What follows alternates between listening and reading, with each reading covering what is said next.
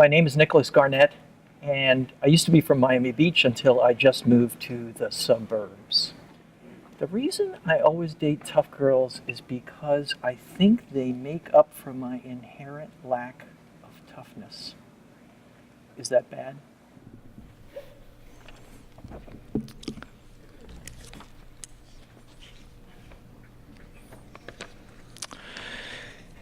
When I was 9, this older kid with a reputation as a badass gave me a pink belly. He turned my bare stomach into bongo drums. Then he decided to finish things off by spitting in my face. He had me pinned underneath him, his knees dug into my shoulders. My fingers went numb. His face was just a few inches above me. He smelled like sweat and cruelty. A gob of spit dangled under his lips like a water balloon. Just before it hit me, my anger turned me superhuman. I ended up on top of him, got his shoulders pinned under my knees. And then, with him just where I wanted him, the anger drained out of me. I shrugged and got up. That was my last fight. Ever since, I've been known as the nice guy. Sensitive. You get called those things your whole life, you begin to wonder, is nice and sensitive just another way of saying you're a pussy?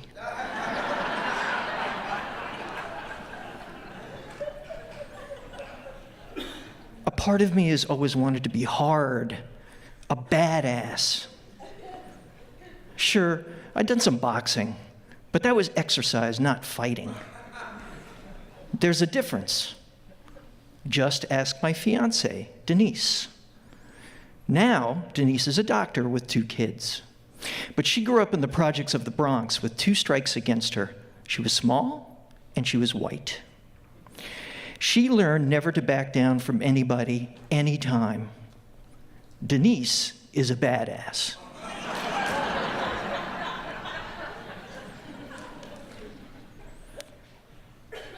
Could I learn to be a badass? It's not about age. Clint Eastwood is still badass at 82. It's about attitude. The problem is, guys in the suburbs don't get many chances to cop an attitude. Once, I tried using that Clint Eastwood badass squint on a nasty waiter. Denise asked me if I needed new reading glasses.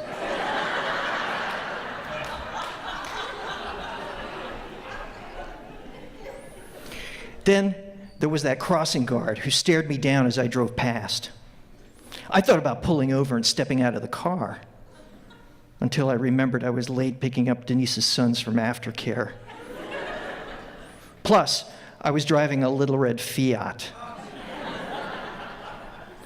A Fiat is about as badass as my push mower. Then I finally got my chance. One Saturday night at 3 a.m., Denise and I ended up deep in the mean streets of Wilton Manors at a gay diner. As potential sites to burnish my badass, a gay diner rates pretty low. But as some badass once said, you don't always get to pick your trouble. Sometimes trouble picks you. Trouble took the form of a young, drunk guy I named Lippy Lopez. Lippy wore a too-short tank top and a ton of attitude. He staggered over to the table next to us and dropped his head to his folded arms. Denise went over to make sure he was okay. He raised his head like a cobra and looked at her, cold and hard. "Hey, chica," he slurred. "Love your hair." "I must know, where did you buy it?" Lippy was nothing if not intuitive. Denise was overdue getting her hair extensions redone.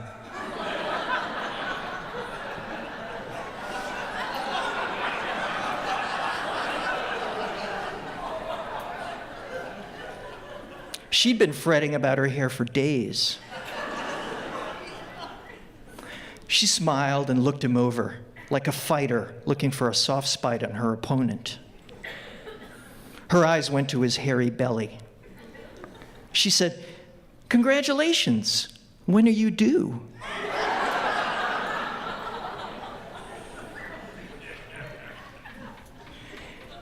If this was a saloon in a Western movie, the place would have cleared out.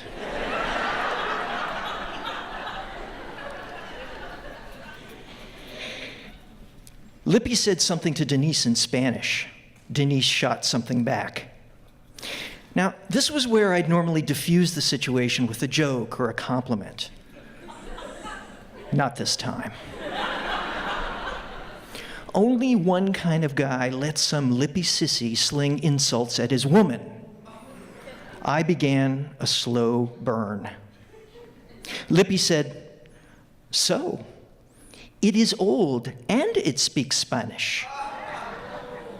Like Charo."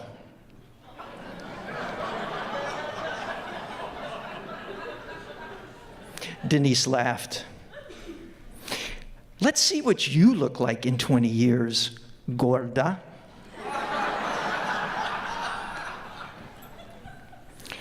A waiter came over to Lippy's table and asked him to leave. He sneered, snatched his car keys, and stood up. He said, "Chica, in 20 years, I'll still be fabulous." He looked at me. "And you'll still be looking for a real man."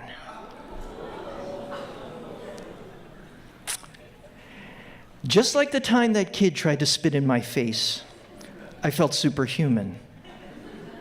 I shot up out of my chair. It was on. Go time.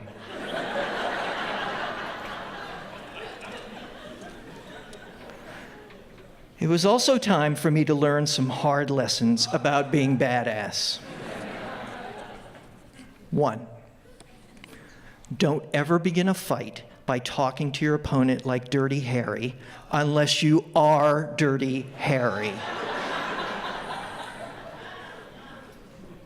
2, never place your hands on your opponent's shoulders unless your strategy is to console your opponent right up until the moment he kicks your ass.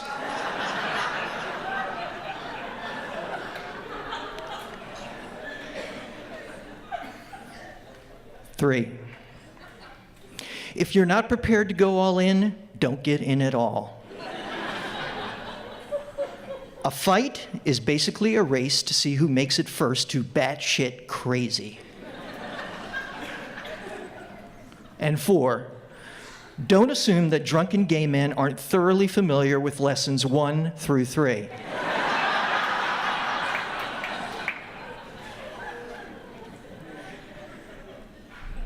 Lippy Lopez sure was. When he slashed me across my face with his car keys, I had every reason in the world to go badass. Instead, just like when I was 9, I felt the anger slip out of me. I stood there as the diner transformed itself into an episode of Cops. Someone threw a punch at Lippy and hit the waiter. The waiter screamed.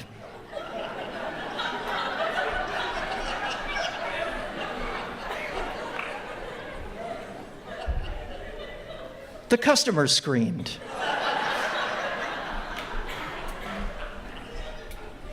Denise reacted like any 40-something-year-old physician with a couple of kids. She launched herself at Lippy Lopez.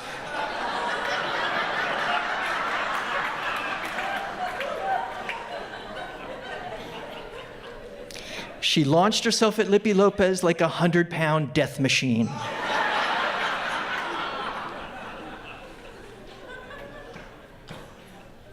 At the last second, someone caught Denise around her waist and lifted her 3 feet off the ground.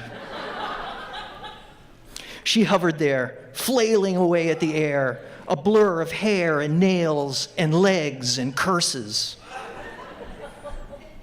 Someone yelled that the police were coming, that we'd all be arrested. We spilled out into the street. Lippy hightailed it to his car and sped off. Later that night, I sat on the toilet as Denise patched up my face. I looked up at her gentle eyes, partially obscured by the ice pack pressed against my nose. I said, "Some badass, huh?" She said, "You stood up for me. In my book, that's pretty badass." I guess she was right. Maybe being badass isn't the ability to throw down. It's knowing when to step up. One thing still gets me, though. It's the thought of Lippy Lopez out there bragging to his friends about what he did to some pussy at the diner. If I ever see that guy again, I won't be so nice. I'll ask him, no, I'll tell him to step outside. Just him and me and Denise.